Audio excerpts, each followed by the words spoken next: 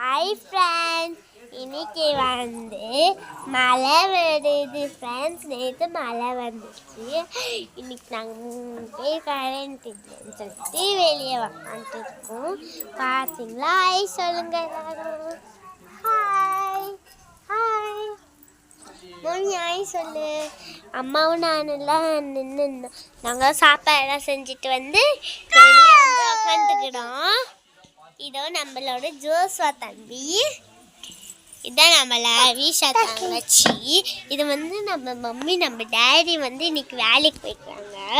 எப்போ போல வேலைக்கு போயிருந்தாங்க. என்ன உடம்பு சரியில்லை மட்டும். நேற்று ஆனுவல் டே இருந்துச்சு.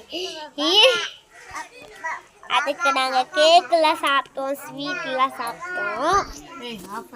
Bye bye bye bye.